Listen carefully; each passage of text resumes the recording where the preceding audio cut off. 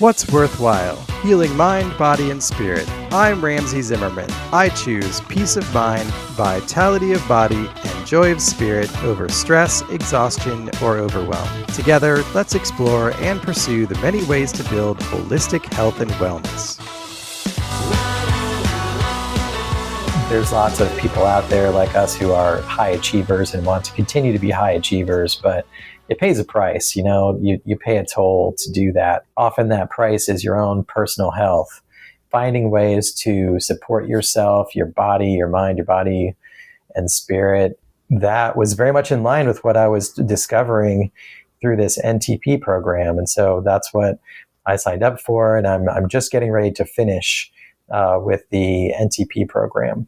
I am guilty of just loving the really big picture, but I also understand that it's really hard to make an impact, exclusively from there. So I did think to myself, okay, what is kind of the most tangible, most specific thing that is doable for myself to have a direct impact?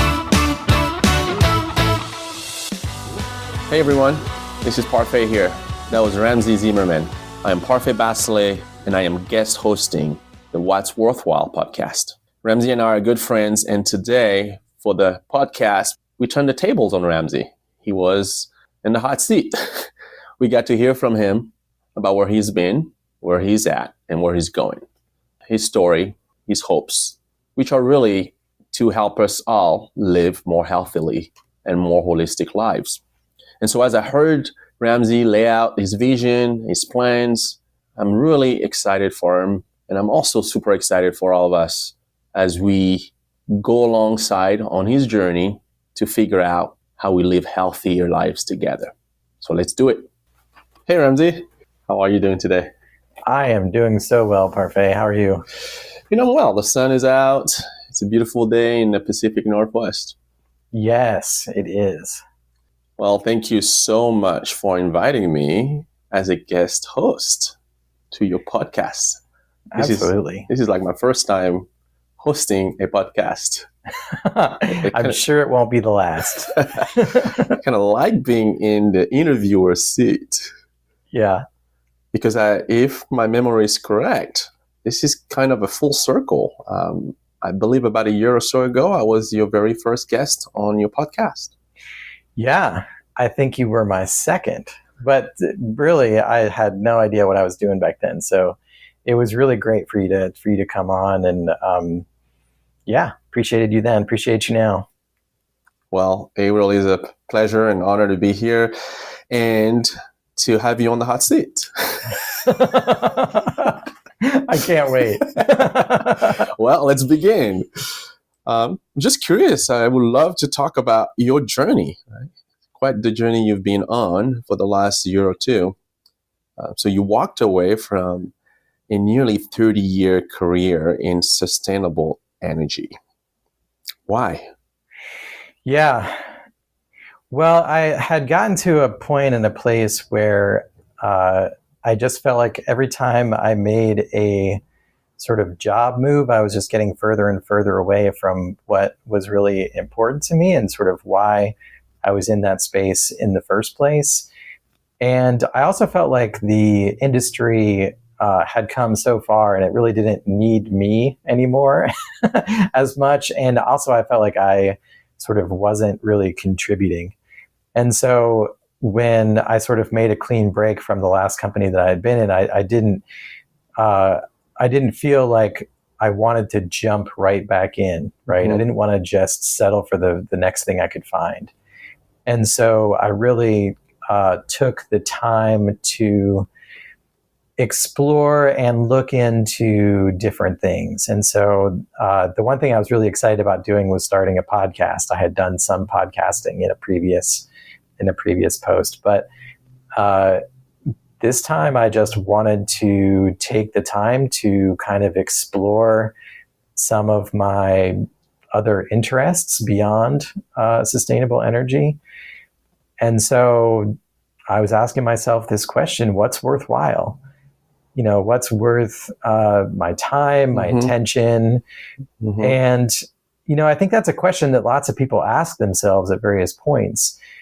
And it's even more sort of relevant and difficult these days because you don't even know what's real and what's true anymore, because we have just so much information coming at us from every direction. Oh. But it's difficult to really find wisdom. So I really just wanted to take the time and felt like I needed to take the time to step back and sort of figure a few things out. Well, first, kudos to you for taking the time. As you were sharing about your journey there, one thing that strikes me was that you were paying attention to your own internal state as you looked at the industry as a whole, and how you felt like you were contributing or not, and whether that line of work was still resonating with you and your current aspirations. That takes a degree of awareness and intentionality, would you say? Yeah. Thank you for that. I really did. Well, I'm very mission driven. I've always been mission driven in my life and in my work, and sustainable energy and the environment and renewable energy. All of that I've always been really passionate about that, and I also still sort of believe that is really important. I haven't ever stopped. It's not like I think that that's wrong. I just feel like I needed to move on and look at something else. Yeah. And what I really resonate with that is, to tie to your question and your podcast name, what's worthwhile. I believe it requires recognizing when something is not worthwhile for you anymore, right? Right. And so have you answered that question though? It sounds like you recognize what wasn't worthwhile, and you have been asking the question to a number of great guest on your podcast about what's worthwhile. So do you have an answer yet? I do. I think I do have an answer. The first answer that I came to was building mind, body, and spirit wellness. Okay. That was, I think, part of sort of a couple of different revelations, in the sense that the more I sort of dug into things, the more I began recognizing and seeing just how much mind, body, and spirit are connected. My sort of interest that I was pursuing, in addition to the sustainable energy, I was looking at some questions about politics and about health and fitness and about bridge building between people and spirituality. And where it seemed like most of these things were connecting or colliding was in sort of mind, body, and spirit connections. And also about how, in order to be really a complete person, you have to look at and address all of those three things in different ways, but simultaneously. And they work together. And then I think what kind of happened, and I didn't even realize this at the time, but I think that my sort of mission driven and passion for sustainability in many ways transferred from kind of the natural environment and the world in a much bigger sense to sort of people, and in a personal sense, how can people be healthy and sustainable? And, the timing around all of this, it was kind of just post-COVID era. Mm-hmm. And, that was such a strange time of history, and I think for everybody. And I think people came to, everyone had their own kind of version of the experience of COVID, but in a lot of ways, I think it taught that our wellness and health, specifically here in this country in America, really need some help.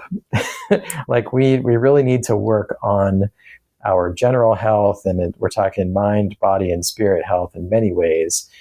And that the conventional answers and looking to doctors and needles and drugs, that's not the complete real answer. There's got to be something else. And so that's really what I've been really kind of pursuing. Yeah, no, I like that. I like the key word there. It's not the complete, right? Right. I think, every time we are offered just a single package solution, we got to follow the money, right? Yes. And also not throw the baby in the bathwater, right? Right. I think there's a place for some of the conventional approaches to health, and we have to be looking at more holistic things. So I love these 3 big categories. They're broad, mind, body, and spirit. So as you zeroed in on those 3 as being what is worthwhile, can you drill down for us, right, in concrete or practical ways, how you're pursuing those now? Yeah. So I am guilty of just loving the really big picture, but I also understand that it's really hard to make an impact, exclusively from there. So I did think to myself, okay, what is kind of the most tangible, most specific thing that is doable for myself to have a direct impact? And so I started looking into different training programs, and I found the Nutritional Therapy Association, and they provide a certification called a Nutritional Therapy Practitioner, or NTP. And so I was really looking closely into that program. Right around the fall of last year, I was digging into that. And it was right around the timing, late stages of the 2024 election. And I have been a big RFK Jr. booster. And he came out and, supported Trump. And the MAHA, Make America Healthy Again movement was sort of crystallized and born overnight. And it was right around that same time where I was deciding kind of what I wanted to do. And the reason I bring that up is because in many ways, the MAHA movement is about, finding really foundational solutions to this variety of health crises that we have just happening in our country, with helping people be more generally healthy and making sure our kids are healthy. And that was very much in line with what I was discovering through this NTP program. And so that's what I signed up for, and I'm just getting ready to finish with the NTP program. And that's really based around several foundations of health. It's about looking at food as medicine. It's like looking at food as a way to get the nutrients that we need so that our body can be healthy. So looking at nutrient-dense diet, just in the foods that we eat, eating whole foods. It's looking at fine-tuning people's digestion so that we can acquire those nutrients that we're taking in and our bodies can use them effectively. It's about having steady blood sugar regulation throughout the day. Blood sugar often, for a lot of folks, myself included up until recently, is a roller coaster. And that affects your mood. It affects your how you're able to do things. It affects how you feel throughout the day. So keeping blood sugar steady. And then stress is the 4th out of 5 foundation. So managing how you deal with stress in your life, because of course we all have that. And finally, sleep, how well people sleep, and because there's a lot of things you can do to get high quality sleep. And it's more than just like hitting your head on the pillow. So again, like big picture, right? Like I can't even pull it all the way down. But it's coming together. I guess as you were talking, I was just curious if you would be kind of one of those personal coaches or assistants that I can kind of put into my phone that I'm, listening to about what am I supposed to eat right now? Should I be eating this or should I be going to bed? I'm curious, having a Ramsey in my head, right? But yeah, I'm really curious in practical terms, right? Now that you've obviously gotten this training and you're going to be certified very soon, there's all this wealth of information that you certainly have acquired through the program. How do you see yourself utilizing that to help people in concrete ways and helping me? Yeah, well, in a variety of ways. First of all, like I am having way too much fun with the podcasting to ever let that go. So I'm just going to keep the pedal to the metal with the podcasting. I'm getting close to 100 episodes with my podcast. Oh my goodness, we need like a bell here, like a cheering bell. This is awesome. Wow. Yeah. 100 episodes in about a year time frame. Yeah, less than 2 years for sure. So it'll probably be a good year and a half. So continuing to talk to really interesting people on the podcast, and also getting more, building more episodes that are sort of practical in terms of giving advice. Okay. But then also have been developing the website that supports the podcast. Okay. And that's at whatsworthwhile.net.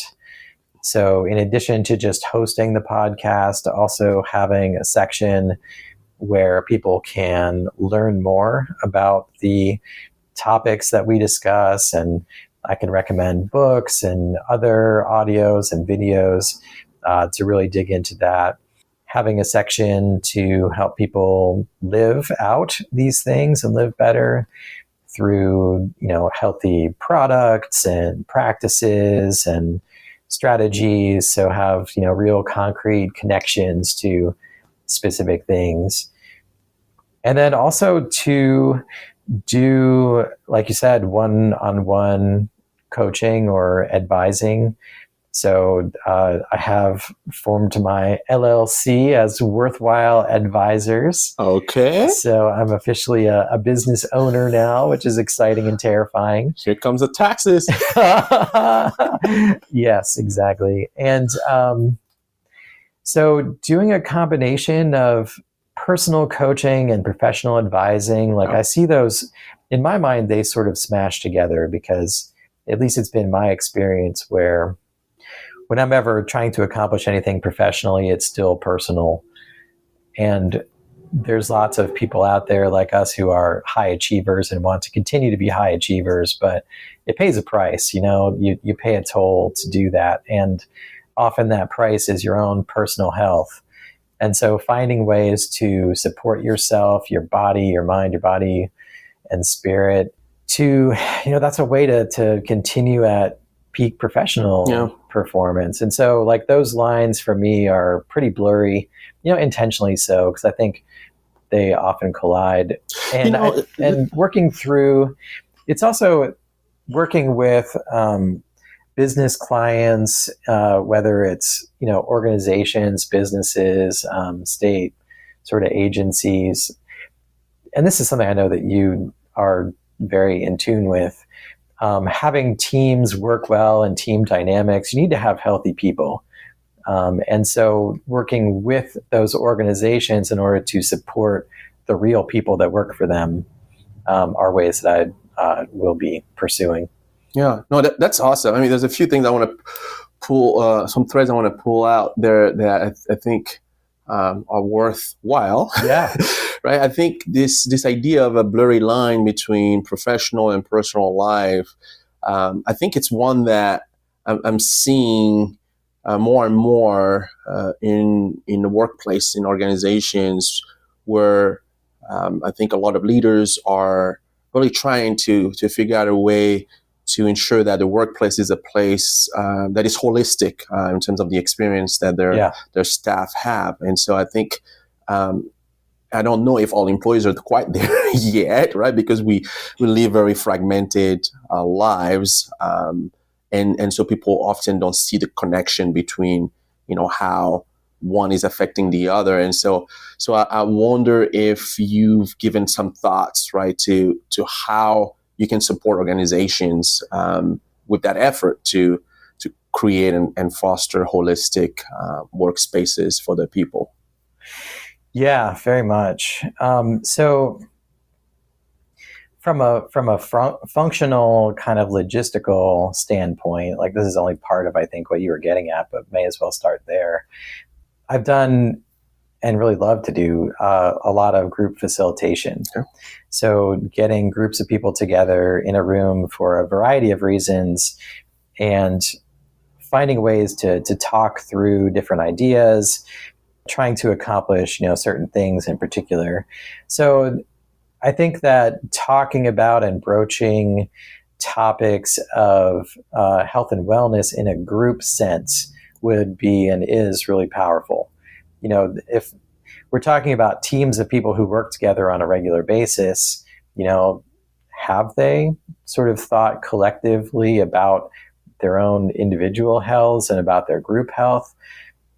Some examples are like, okay, what are the dynamics like in the office? Do people think that it's a treat to bring in a box of donuts? Okay, well, that box of donuts may not actually be helping people's productivity. It might be causing sugar crashes. It might be causing people to, eat socially when they know that they really ought to be having something much more healthy. And you can flip that on its head by bringing in a much healthier and still delicious and fun snack. There's an example. Or team dynamics. Okay, we need to do a team meeting. How about we go and take a walk together? We can walk around the lake. We're in Olympia. We have a nice little lake to walk around, to do in walking meetings.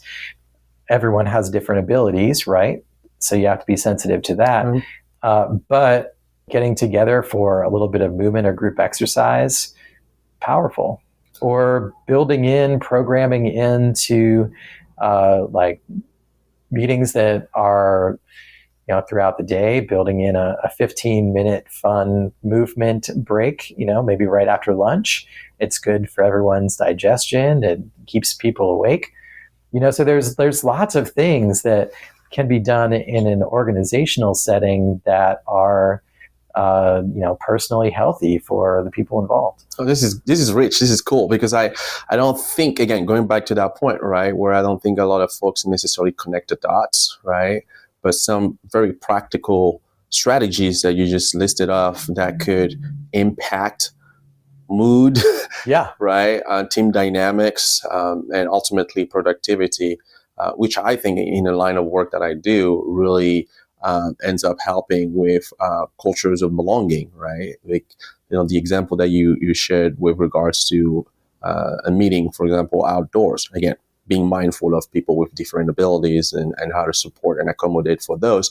But the very fact of doing something in addition to the meeting piece, right? It's an activity outdoors, just, aligns with what neuroscience tells us about neurons that fire together, wire together. And so you're creating a stronger bond because you're having a shared experience together. And so this is good. So all these nuggets, right, that you just kind of spilled here, I'm sure there's a lot more in that, brain bank of yours.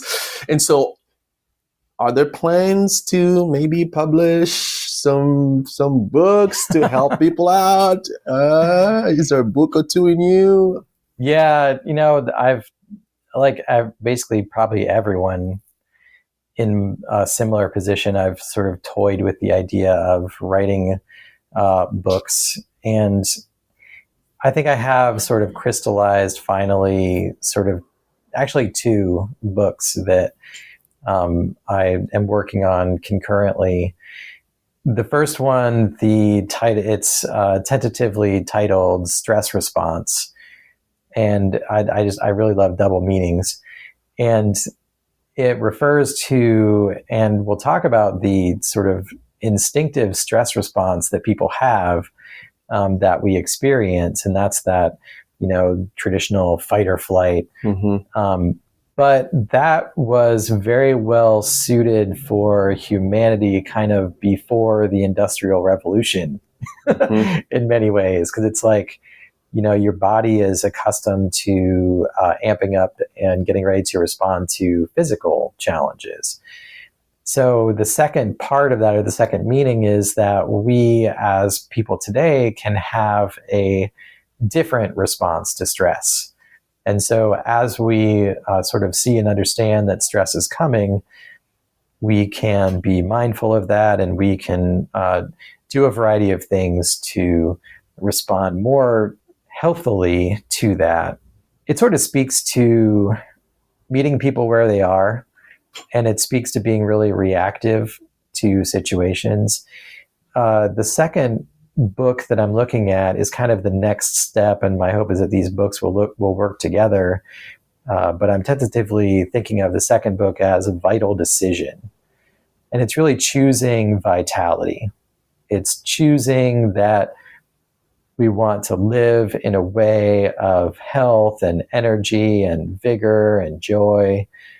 And that in order to get there, it really is something that you choose, and then something that you need to sort of figure out why it is that you want to do it. If you want to be able to make sustainable, significant kinds of lifestyle changes and impacts to carry yourself forward into, a better version of yourself, that you can accomplish your goals. You have to understand what your goals are in order to be really inspired to find ways to really accomplish them. And so maybe after people have a better means and toolkit to respond to the stresses of their everyday life, maybe they'll feel like they're in a better position. They have some momentum in order to make that vital decision that I'm going to make lasting changes and, really work towards that. So my thought and my idea there is that the two books could really work together. And so I'm really trying to get them out quickly and bring them out sort of one after the other. Yeah, no, that's awesome. I love the progression there in terms of stress response, and then what you call the second one, vital decisions, and the play on words there. It's really cool. So how do I lay my hands on those books? And obviously, I know you're still working on them.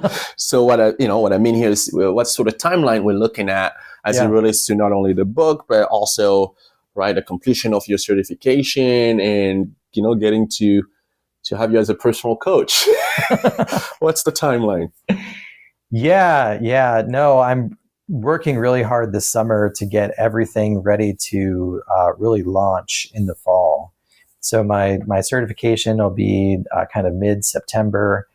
I'm hoping to have advanced reader copies of Stress Response, hopefully as soon as August, maybe even, so that I can start distributing them and get feedback. And if people want to read those and let me know what they think, and start posting reviews and ratings and that sort of thing. The website is up and running. I'm sort of just beginning to put content on there. So I just have looked at a really cool book called Metabolic Freedom by Ben Azadi. I just did sort of a response to that, and that's up on the website. And also in the Live section, there is a product there. It's a moisturizing cream that contains a therapeutic dose of magnesium. And it just so happens that something like 70% of the population is deficient in magnesium, which causes all kinds of problems. And I found this cream by a company called Rooted In, and they were kind enough to provide our listeners with a discount. So I have that connection made. And so, my hope is to just continue to build content like that into the website as we go, and to have the release of the first book here within the next couple months, and follow the other one with that. And am already starting to have conversations with people about coaching and advising, and that shingle is definitely hanging now above the door. Well, that's awesome, Ramsey. I'm really excited for you, and really inspired by the journey you've been on, right? Like we talked about early on, it takes a lot of courage to look at a career and that you've been in, and from all regards, and it will be like, you are comfortable. Why don't you just stay in that lane? But you were able to pay attention to your internal state and what was going on around you, and ask that question, what's worthwhile? And you've been on this journey. And one thing that I want to highlight for our listeners, and that I've always valued in our friendship, is this, what I call transparency and vulnerability. with your process. No matter what the process, you're like, this is where I'm at. This is what I'm doing. I don't necessarily have it all figured out, but this is where I think I'm going, and I'll keep you updated. And so I really appreciate that as you kind of share about your journey, because I believe there's a lot of parallels in all of our human experience, and going through these moments of asking those deep questions. Is this worthwhile, what I'm doing, where I'm stuck at?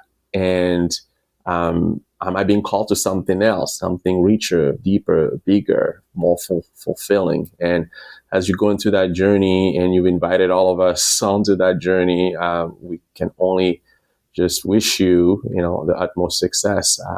And so I guess maybe the last question I have for you, for those who might be just listening to the podcast for the first time today and heard all these really, really interesting and intriguing ideas that you are, and products that are coming down the road, and or even opportunities to work with you if they manage a team or part of an organization, and things of the sort. How can they get a hold of you, or keep up with you, so that when those books are out, they're the first to snatch it? Yes. Well, so probably the best is through the website, which is whatsworthwhile.net. And please definitely send me a message through the website. And of course, listen to the podcast, which is available on all your favorite podcast platforms. You can also find me really easily on LinkedIn or through Instagram or X. Definitely out there. And I would love to hear from anyone and everyone that would be interested. And I appreciate you, Parfait.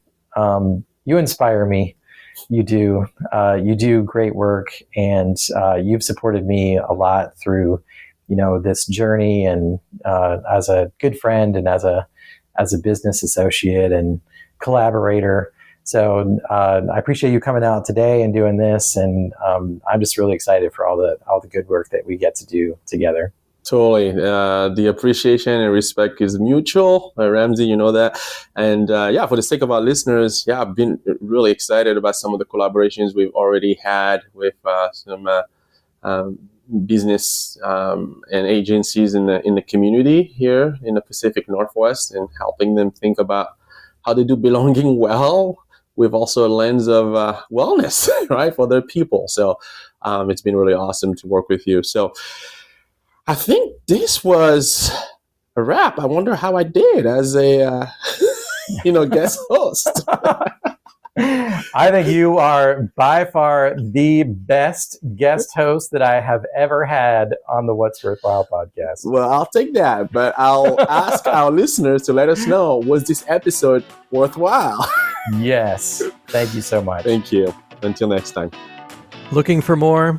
Visit whatsworthwhile.net to listen to podcast episodes, learn from books and articles, and live better by choosing healthy products and practices. I'm now offering services through Worthwhile Advisors for personal coaching, professional advising, speaking, and group facilitation.